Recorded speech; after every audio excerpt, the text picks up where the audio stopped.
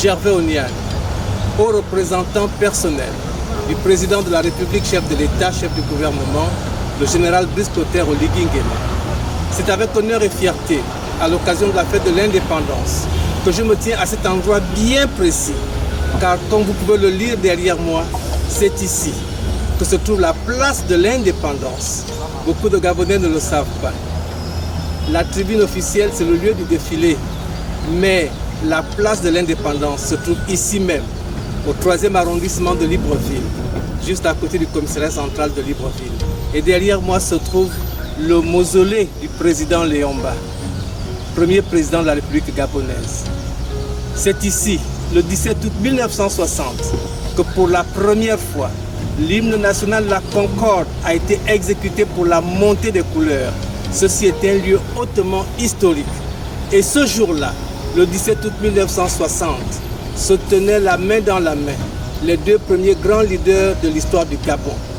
Léomba, à l'époque Premier ministre, le 17 août 1960, il n'était pas encore président de la République, il était Premier ministre, chef du gouvernement. Et en sa qualité de Premier ministre, chef du gouvernement, c'est lui, à côté de Jean-Hilaire Obam, député du Gabon à l'Assemblée française. Ce sont ces deux leaders-là qui, ensemble, en présence de Jean Foyer, qui représentait le gouvernement français, ont hissé pour la première fois le drapeau gabonais vert, jaune, bleu.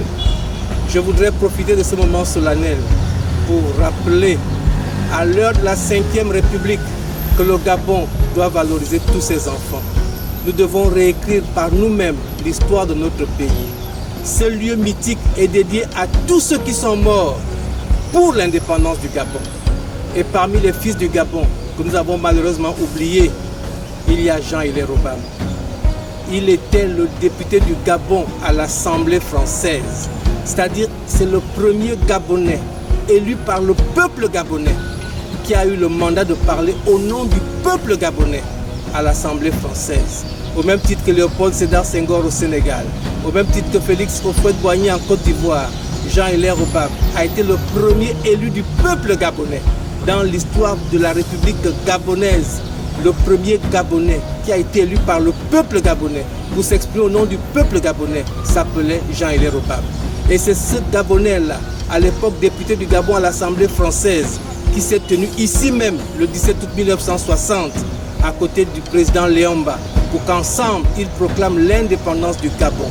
Donc quand nous parlons du 17 août, il est bien de ramener à la mémoire collective ceux qui sont morts pour le Gabon, mais qui ont été oubliés. Parmi les oubliés de la République, parmi les pères fondateurs de l'indépendance du Gabon, Gervais Oniane, je milite pour que Jean-Hilaire Obam soit restauré dans l'histoire du Gabon. On peut oublier tout le monde, sauf Jean-Hilaire Obam.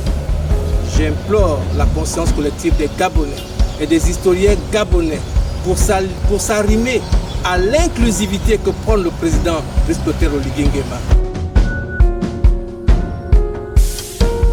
Pour demander à mon chef, qui est le président de tous les Gabonais, général Brice Clotaire Oligui Nguema, mon général, de la même manière que vous avez restauré la place mythique du capitaine Charles Tchoréré, qui le mérite amplement, Monsieur le Président, il faut restaurer la place de l'indépendance. Car c'est ici que fut proclamée notre indépendance, le 17 août 1960. Cet endroit devrait être mieux connu des Gabonais et être bien réaménagé pour que chaque Gabonais, en venant ici, se retrouve dans un lieu mythique où il peut se recueillir.